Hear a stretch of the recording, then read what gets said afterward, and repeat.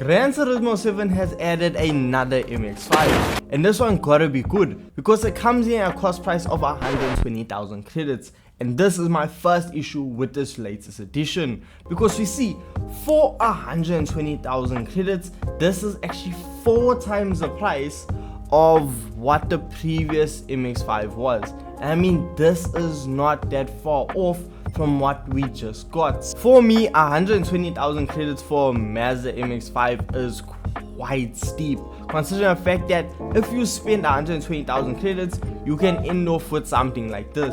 This is a 2014 BMW M4, and this also costs 120,000 credits. For that money, well, you get 425 brake horsepower and a vehicle that weighs what, just under 1,500 kgs, which isn't bad, and especially when you take a round circuit. Now in the M4, we see an initial lap time of 1 minute and 54 seconds around Kyoto Driving Park.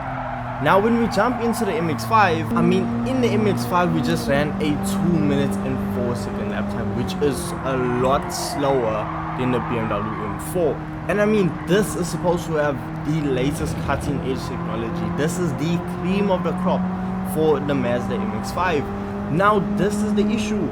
We are comparing and putting the Mazda MX-5 up against a proper high-level sports car. I'm not putting the MX-5 down because that's what it's supposed to be, but what I'm simply bringing to points is the fact that, well, it doesn't have the power capable, well, especially this MX-5, because, well, you think with most cars in Gran Turismo 7, okay, there's a bit of an issue, you're not really happy with the power, so what you can go in and do is then take the vehicle on over to like the tuning shop, because when you take it to the tuning shop, you can add turbocharger and just other various parts that will very drastically improve the performance of the MX-5.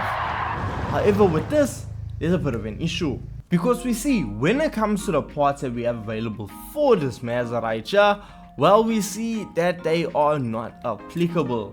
And okay, right, ultimate parts, that's fine, we can, you know, let that slide.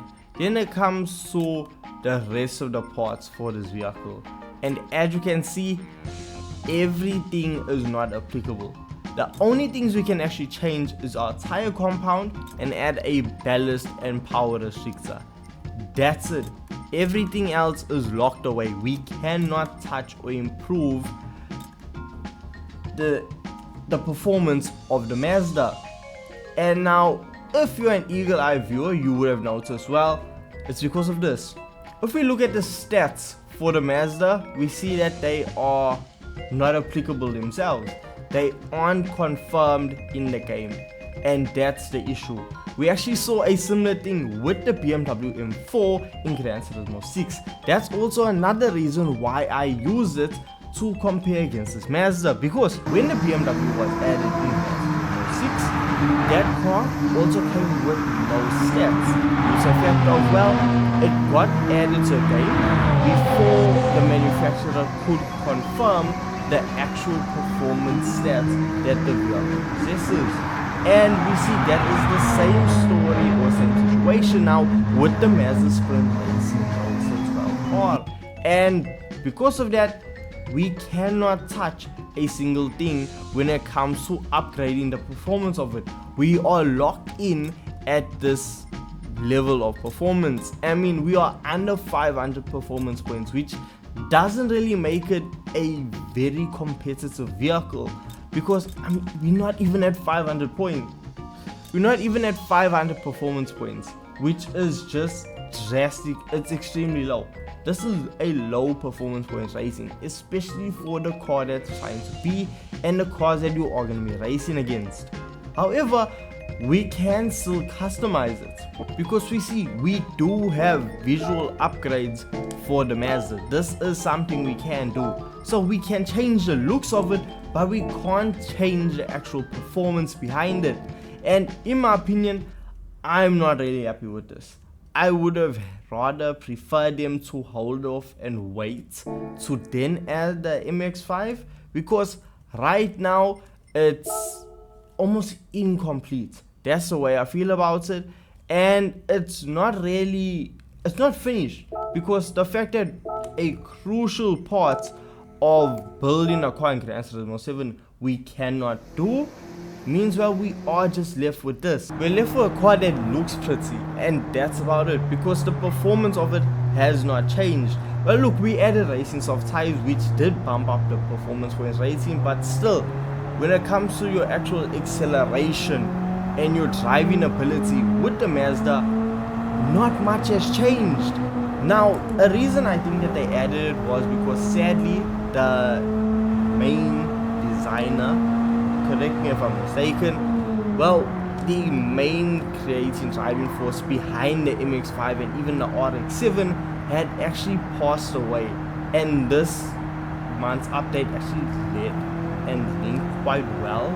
So this could be also seen as a way of remembrance, but I still think that they should have held off and just added it once they had full confirmation. That way we aren't just left with a vehicle that looks pretty and doesn't really perform that well. And I mean, look, this is, it's okay. The performance is not bad at all.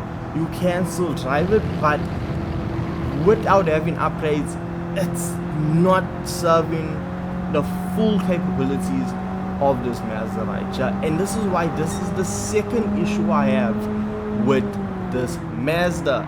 And the third one is just simply a fact of, if I want a Mazda MX-5, there are better options out there. For example, I showed you the Mazda ND, like the race car, because this is the Mazda NRA ND Miata, which is basically the same thing.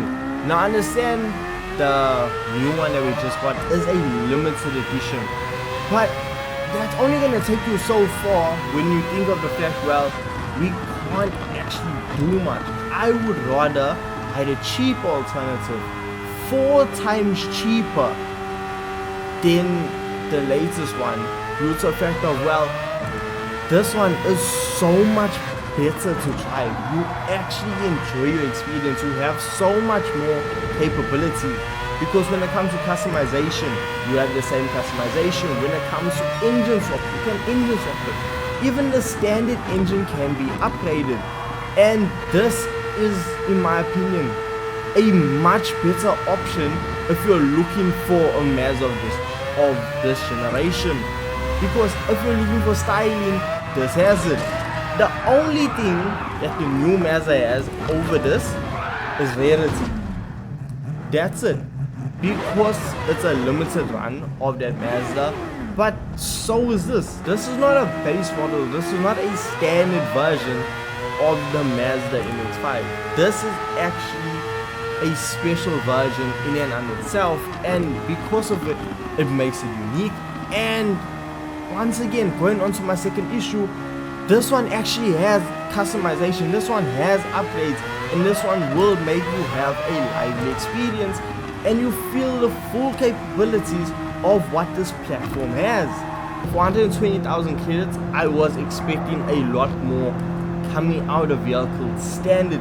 Yes, understand that's limited edition and there's only a few ever made, but that doesn't offset the price of giving me the standard MX-5 performance at such a marked up price. Number 2 being the lack of performance mods.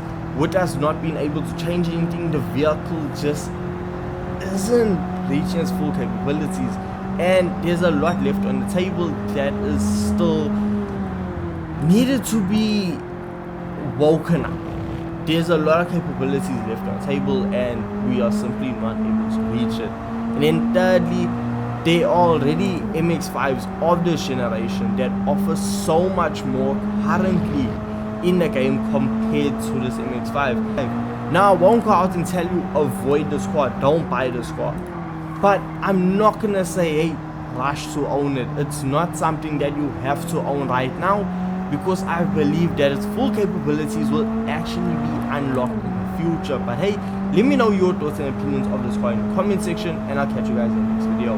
Peace.